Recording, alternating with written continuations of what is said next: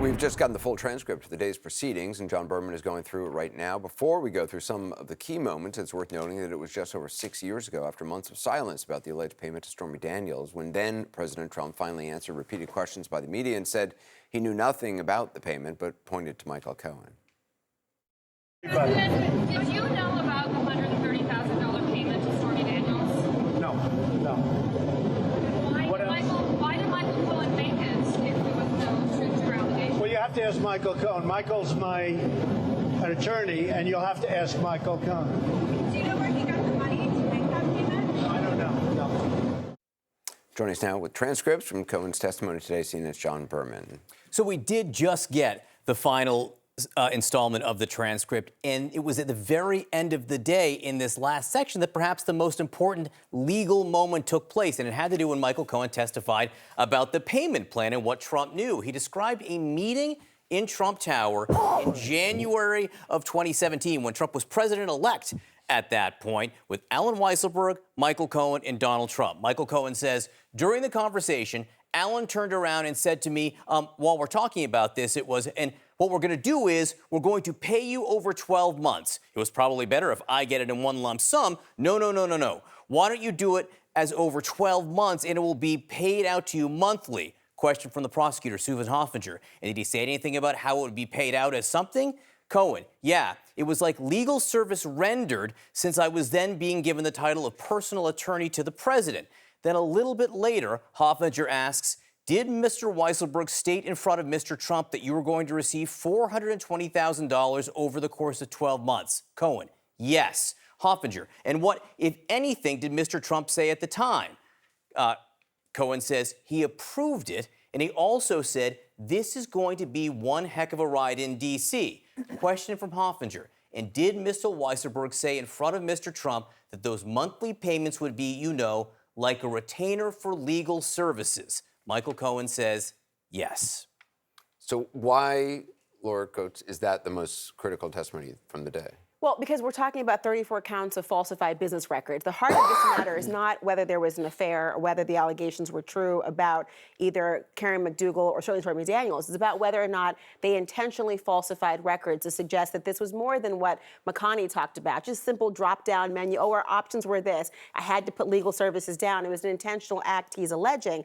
Of course, you're talking about Allen Weisselberg and Cohen in this conversation, but the defendant is actually Trump. That's the issue.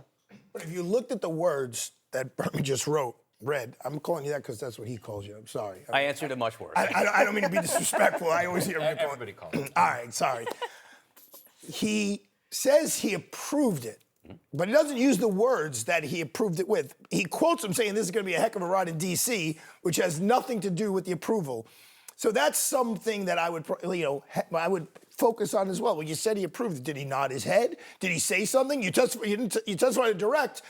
He approved it, but you didn't say how he approved it. You said, okay, that's great. That sounds good. Allen, get it done. You just said he approved it. But then you remember him saying it's going to be a heck of a ride in D.C.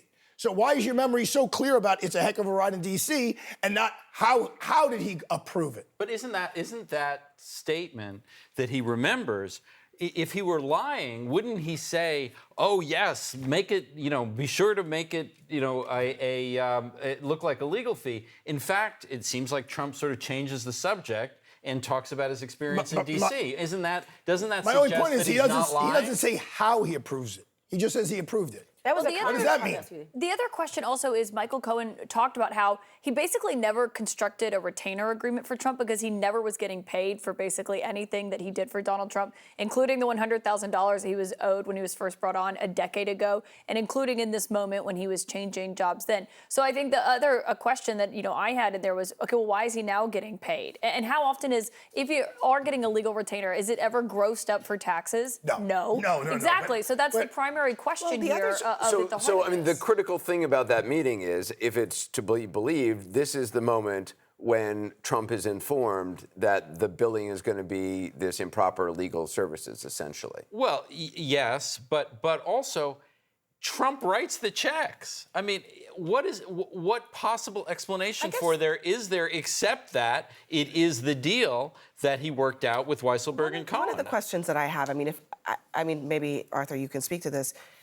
Is there a defense in Trump saying, or Trump's attorney saying, Well, he was advised by Alan Weisselberg that this is the best way to do it, and he agreed.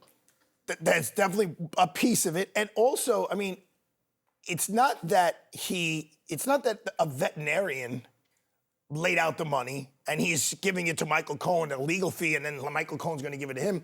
His lawyer did lay out the money. The money is going to Michael Cohen. Michael Cohen is his lawyer. So writing a legal fee down there is not like so far-fetched. If I'm doing the closing argument, I would say, ladies and gentlemen of the jury, do you think when Donald Trump had construction done on one of his buildings and he wrote a check to the construction firm, do you think he broke it down? Well, this much was for concrete, and this much was for rebar, and this much was for window? Or did you just say, here's the big check, you deal with it from there. Here, Michael Cohen, here's the big check. If some of it is money that you earn, it's yours. If some of it's money you laid out, it's yours. But in my mind, it all goes under legal fees. And the prosecution has a different summation, right? And that's why they have book excerpts that talk about how meticulously he managed his money, how he would say, you even had Ms. Westerhouse saying, look, he would look at the things, he would void out other aspects of it. He knew where his money was going. He was telling Michael Cohen to pay 20 cents on the dollar. Exactly. He was telling him to renegotiate. Part of the testimony today was about Michael Cohen's job being to renegotiate invoices that he didn't like. That was a big part of his job. The argument isn't he's not paying Michael Cohen. The argument that you make as defending Donald Trump is it's money going to his lawyer. But okay, it's money whether it's, I'm sorry, go ahead.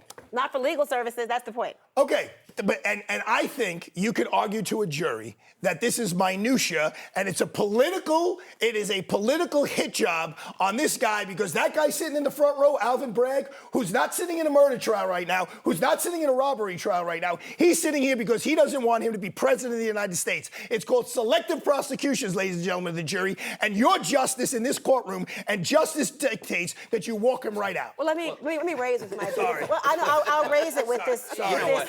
I got to go trial attorney with you in this. Because I would then say, thinking about sitting in different rooms, ladies and gentlemen of the jury, the President of the United States was in the Oval Office, not managing the free world. He wasn't talking about diplomacy. He wasn't talking about congressional action. He was thinking about writing checks to Michael Cohen because of Stormy Daniels. So if you want to talk about the rooms that we're in and why we're there and how long we stay there, are you telling me that the person who is now the President of the United States was doing this? He was also concerned about Karen McDougal. You're right. You're right. But she's a very beautiful woman, he said, according to testimony. But do words not mean anything? I mean, no, they don't, Abby.